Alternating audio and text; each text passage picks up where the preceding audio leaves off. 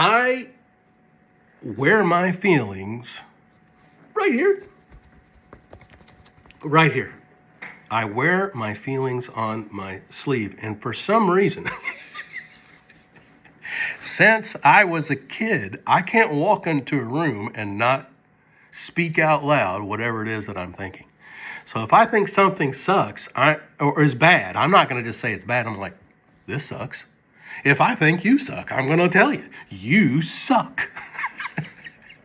And the problem with that I found was, one, I didn't have a lot of friends. Two, I had people that say, man, if you really want to know what Michael thinks, just ask him. And three, people couldn't trust me with their feelings. And I had a hard time motivating the unmotivatable. I had a difficult time taking that employee that no one could do anything with, I couldn't do anything with. And I would just accept it as it is. And what I learned is an old ancient statement. I mean, this statement is ancient. And it goes like this. Life and death rest in the tongue. Life and death rests in the tongue. The concept is, as a leader, operationally, when you're constantly walking into a job site, the room, the office, and you're constantly spewing out the negativity because you're the guy who speaks it like it is, you're the guy who speaks it like it is, you're speaking death into that situation. You're not speaking it like it is, you're bringing the morale down and you're speaking death into that situation. Now, how do you speak life into that situation? How do you speak life in the situation? Well, the other day, I had a client who had someone come in, and he's constantly negative. And he walks in to the offices, and he's looking for someone, and all the doors are shut. All the office doors are shut. And he says, I just walk in here, and all the damn office doors are always shut. Well, the HR guy's there, and his door's open. And he says, well, my door's open. How can I help you? And that individual huffs and just walks away, doesn't even warrant a response. He just puts that bombastic statement out there. So how does that change? Instead of constantly speaking those negative things, though they may be true, it did not help. Does your statement help in this situation? And I had to ask myself this. Even when I'm speaking the obvious, well, Joe, he over there, Sam, he sucks. Sam, you suck. It does not help the situation. But if I can appeal to Joe or Sam or Frank or Annie or whatever the name is, put it in there. If I can appeal to their humanity, that thing that sucks, that I can go, that sucks, I can appeal to them because they trust me. Because through consistently working with them, when I need to say the hard thing, it actually brings life into that situation instead of constantly being negative. I say it like it is. Do you?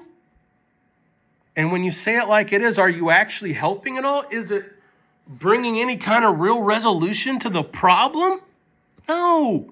You're just throwing shit out there expecting someone to get smacked in the face and change it. And that's not how we work.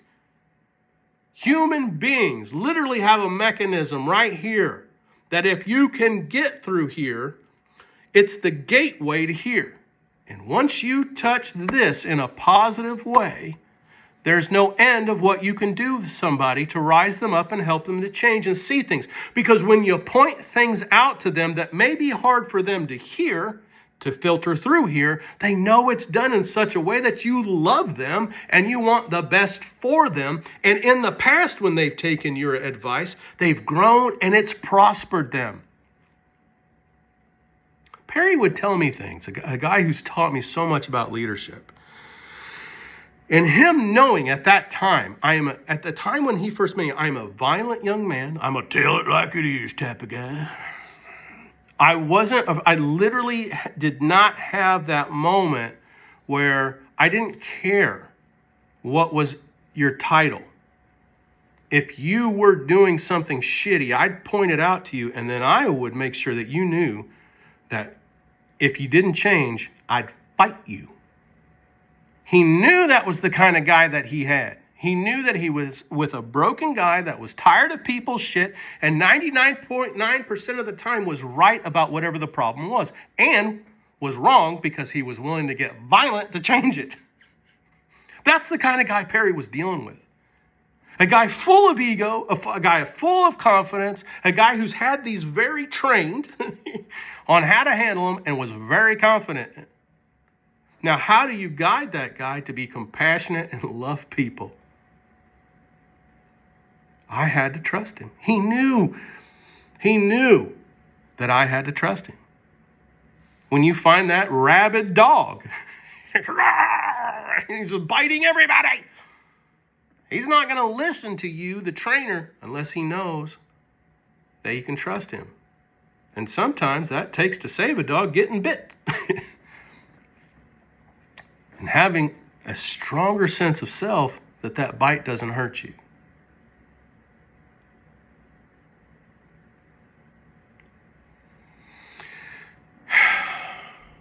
Especially in the blue-collar world, we have a say-it-like-it-is mentality. If you're not tough and you're not brash, and I'm going to tell you, I'm not asking you not to be tough, but I'm asking you to be wise. There's an old saying that discretion is the better part of valor. I'm going to say wisdom is the better part of valor. Seeing the bigger picture. Being a three-dimensional leader in such a way that you understand before you open this mouth, question, is this going to help? This thing that's coming out of my mouth, though true, is it going to be helpful? And I've said this to you before, and I'm going to say this to you again as leader to leader. Listen, and I'm saying this because I love you. I'm saying this because I've worked with people that said, no, you're never going to like that person and they're never going to like you. You will never get along with them. And then prove those people wrong and not only get along with them, help those people move forward, help those people grow, and then help those people move a completely different direction where I have my clients telling me, I cannot believe I've worked with this person for 20 years and they're not the same person. How did you change this animal? How? Okay? I've had 30 years of learning this process. And Perry solidifying it in my heart by enacting it with me personally. Okay? The truth in a dagger. I know everybody's got a dagger at their desk. I don't happen to have one today. Here we go. It's the closest thing I got. The truth hidden in a dagger never reveals itself because it always hurts. I've told that guy 100 times that he's an idiot. I'm sick of telling this person how corrosive they are to their team.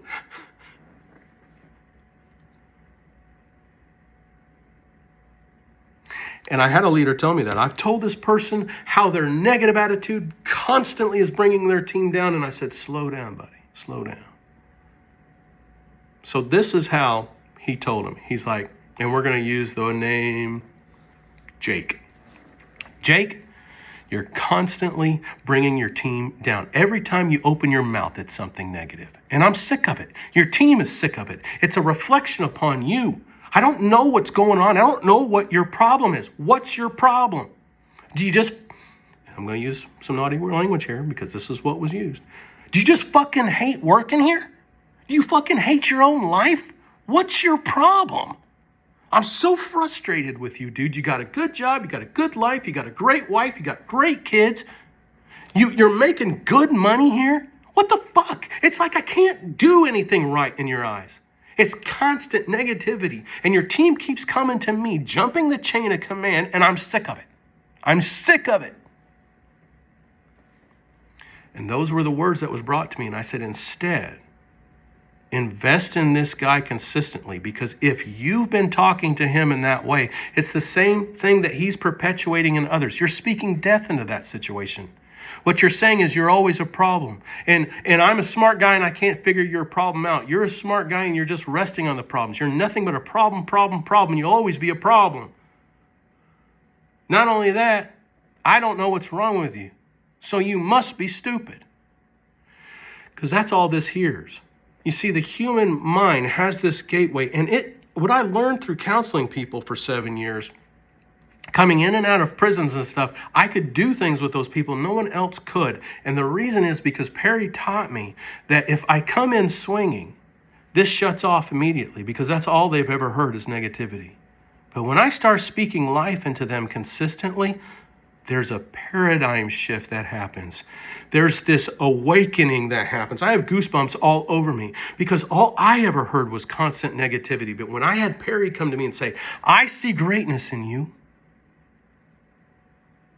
Well, what? You have some phenomenal things in you. I'd like to invest in you as a leader and help you grow. I want to legitimize you as a leader. And then consistently show that with me. Instead of jerking my arm, man, he always just came in with things, concepts, and not a million, just one. And he would always make sure that what he was saying, even though if it was a hard rebuke, was said with breathing life into me. He questioned everything that came out of his mouth before it came out of his mouth. He was a thinker first. And as leaders, if you're going to be that 360 leader, if you're going to be the one that's going to lead masses, if you're going to grow that company, if you're going to grow that team, man, you've got to be the one that's considering what's coming out of your mouth. Is it useful? Is it useful?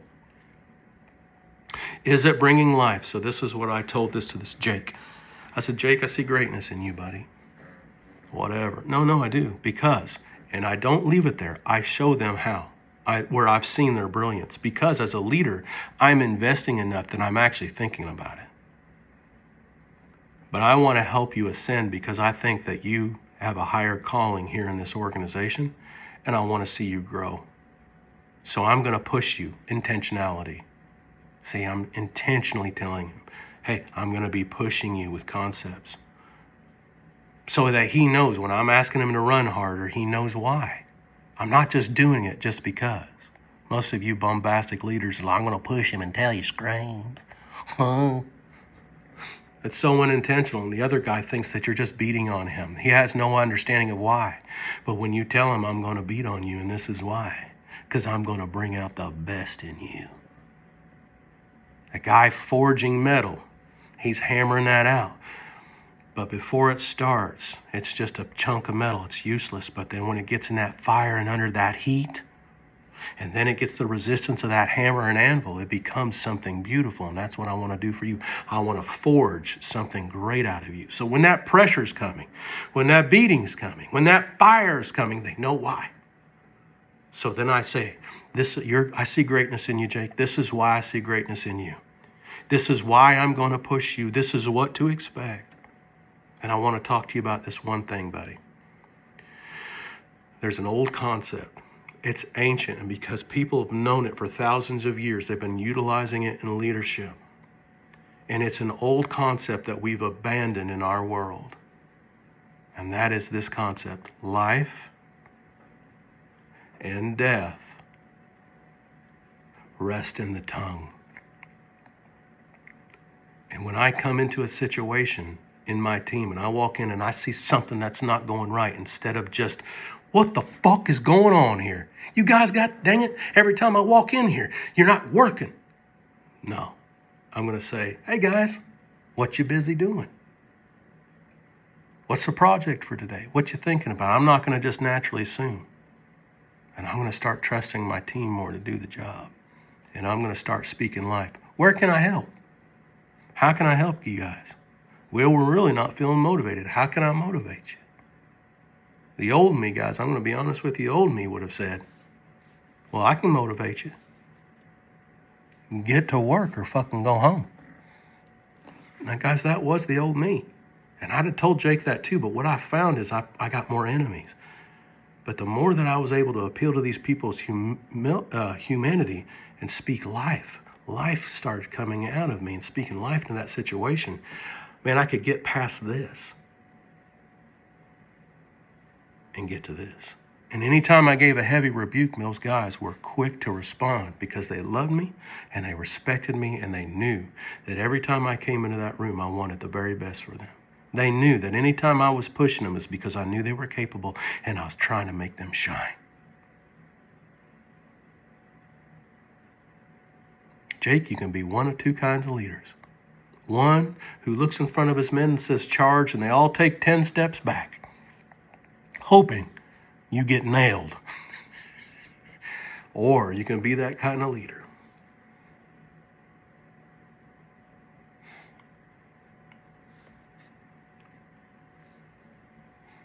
that says, charge, and his men race past him because they know the value that he brings, and they want to strive to protect him because they know there's nothing he won't do to help them grow, move forward, and to jump in that battle. They know there's no amount of dirt he won't get in. And they stopped judging him for his flaws, started loving him and supporting him because of those flaws, and trying to go ahead of him because of those flaws. That is the kind of leader I want to create in you, Jake. That's the kind of leader I want to be, and I know I fall short of it all the time. And I need your help to hold me accountable to do it too. So every time I fall short of it, don't speak death to me and go, hey, asshole, you can do better. Come to me and say, hey, Michael, I'm nervous about this, but I want to talk to you.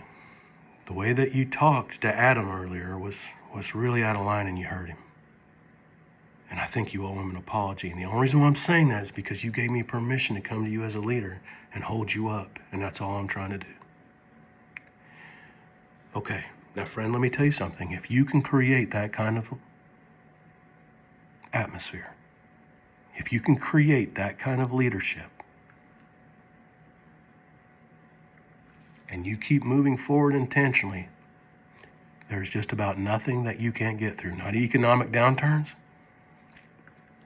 not citations, not failures, not mistakes, not upset clients, because you are going to create something stronger than a business. You're going to create a brotherhood. You hear me? You're going to create something stronger than a business. You're going to create a brotherhood. Now, I always try to brusher this in, like, how does this equate to family? When I got sick several years ago and got blood poisoning, I lost 20% of my muscle mass still to this day. That's as good as I got to close that hand and that hand. I have been in the past a man who used to throw hands and was very skilled. My family has never, ever felt like they weren't protected, and we've been all over the world, our country, parts of the world now. We've been to some shady places, and not out of foolishness, but out of, the adventure. And my two daughters and my wife have never feared. But when this hit me, I was walking with a cane, and every step I made was in pain. I'll never forget going into town with my two daughters on a daddy-daughter date and taking them out to eat. And a man who's about 6'6" came out of an alleyway and started yelling at us and started walking towards us. Unbeknownst to me, in my own daughters' minds, they thought, I have to protect Dad.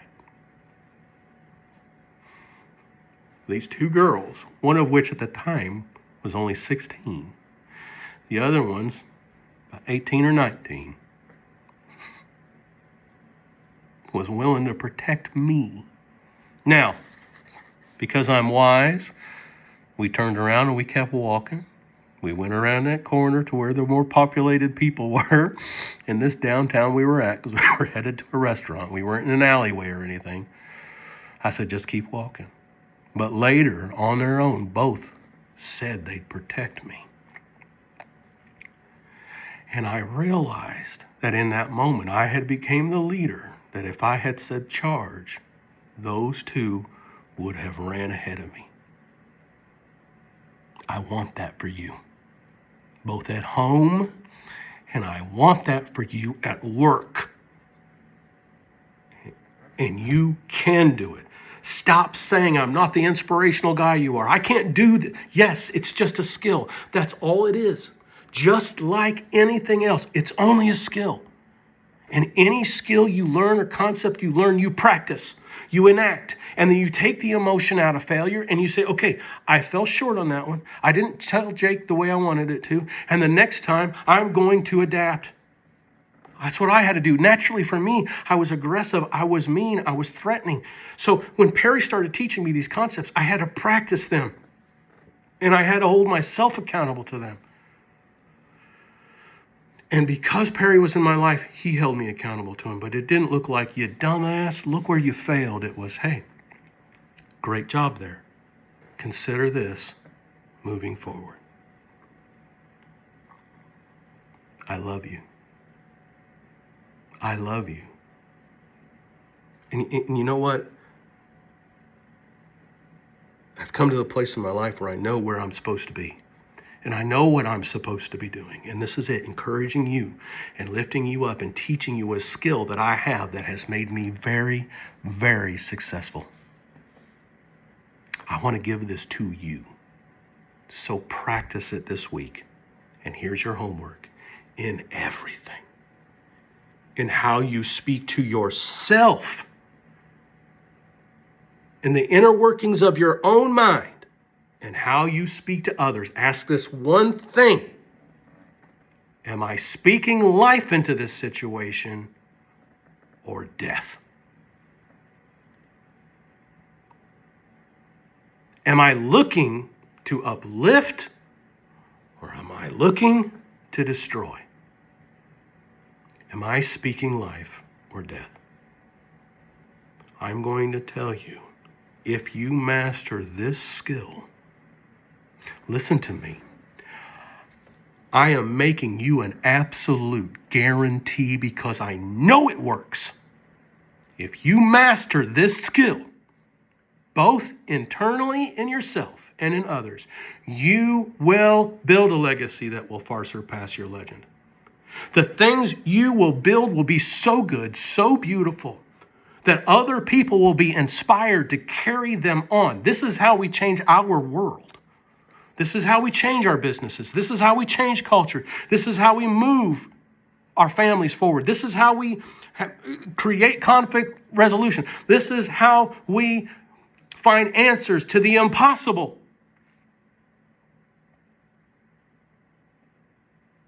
Are you speaking life? Or are you speaking death? Keep going. Keep practicing. Keep growing. Keep building that legacy. I love you.